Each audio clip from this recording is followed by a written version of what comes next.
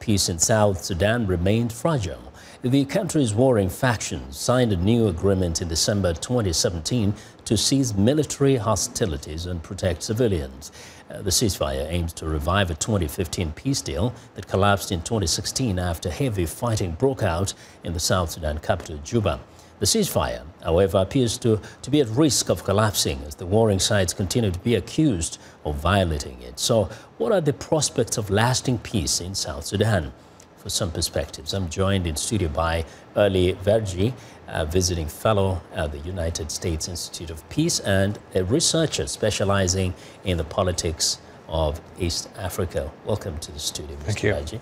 Now, first, the peace deal looks shaky. Is it shaky because they're violating it, or is it just shaky because it's weak?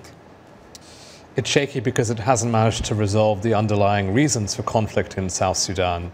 And following its collapse in 2016, there has been a lengthy layoff before peace talks have resumed, and that's only just started, as you mentioned, in December and now again in January and February. What is it in that peace agreement that makes it difficult for them to implement and leads us back to where South Sudan has come from, the same disagreements, the same fighting?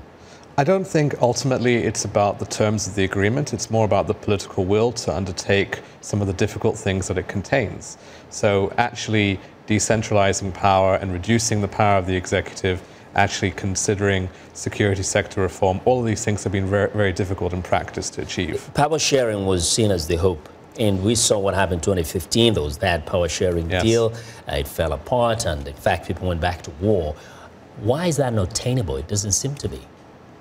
Well, the parties both wanted power sharing in the previous peace talks, and that's what the mediation then introduced. It didn't work, and therefore it's upon the mediation now to say, well, it didn't succeed before, we need to look at other alternatives, other solutions. Okay. So up to this point, it looks like the past is not a very good model for what should happen in the future. Right. What would be the best way moving forward? Well, power sharing isn't necessarily and inherently a bad thing, but the same model of power sharing is problematic if it isn't changed, if it's exactly the same as what was entertained in 2015. More decentralization of powers is important. More oversight is important. South Sudan faces an economic and humanitarian crisis, and none of that is addressed by power sharing. Now, it seems like the South Sudanese leadership, both in government and the opposition, seem to be looking outwards for the best solution. And they blame external forces for the failures. What is it that perhaps they need to come to terms with in terms of their role in ensuring there can be lasting peace in South Sudan? Well, ultimately, they have to put their objectives behind those of the objectives of the people of South Sudan. There have been national processes as well. It's not that there are only external international processes, but time and again we see a lack of commitment, a lack of sincerity in actually moving forward with the commitments that are made in these peace talks. And in terms of taking that back to South Sudan after you leave the negotiating hall, there's very little evidence that's really what's happening. Now, without this kind of the willingness of both sides to really kind of implement the letter and the spirit of any of the deals that they've come up with, what is the option? What do South Sudanese citizens do? Well, that's a difficult question. I think the first thing to say is that adjourning peace talks when there isn't a prospect of a deal isn't necessarily the right approach, because what it signals to people is that there is no political avenue whatsoever, and fighting is the only way forward. But in terms of what people can do, I think there's a genuine belief amongst some of the elites that they have support amongst their people for what they're doing, no matter how difficult, how intransigent, how much violence it creates.